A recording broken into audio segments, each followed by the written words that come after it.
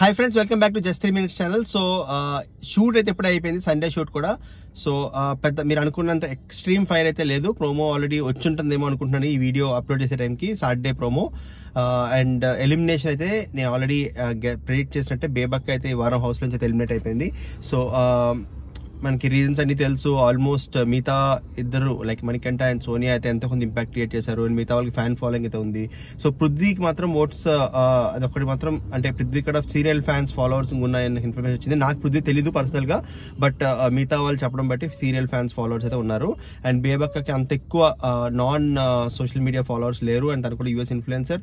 So తనకి pre existing fan base అయితే ఏం లేదు. అలాగే హౌస్ లో కూడా పెద్ద ఇంపాక్ట్ అయితే క్రియేట్ చేయలేదు.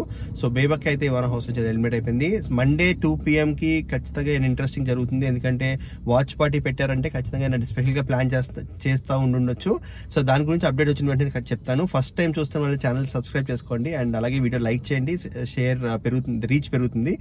అండ్ మీరు ఈ నెక్స్ట్ వీక్ ఎవరి కోసం వెయిట్ చేస్తున్నారు, వైల్డ్ కార్డ్ ఎవరు వస్తే బాగుంటుంది అనుకుంటున్నారు కింద అయితే కమెంట్ చేయండి.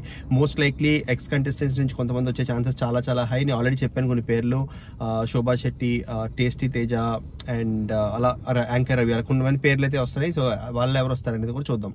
అలాగే నామినేషన్స్ కూడా మోస్ట్ లైక్లీ మండేనే ఉండే ఛాన్స్ ఉన్నాయి. అంటే మనకి ట్యూస్డే టెలికాస్ట్ అయ్యే ఛాన్సెస్ చాలా చాలా ఎక్కువ ఉన్నాయి. సో మళ్ళీ ఓటింగ్ కూడా జస్ట్ 3.5 days 4 days ఉండే ఛాన్సెస్ చాలా చాలా ఎక్కువ ఉన్నాయి. అది అప్డేట్స్. ఫస్ట్ టైం చూస్తున్న ఛానల్ సబ్స్క్రైబ్ చేసుకోండి. Thank you so much. Have a good day.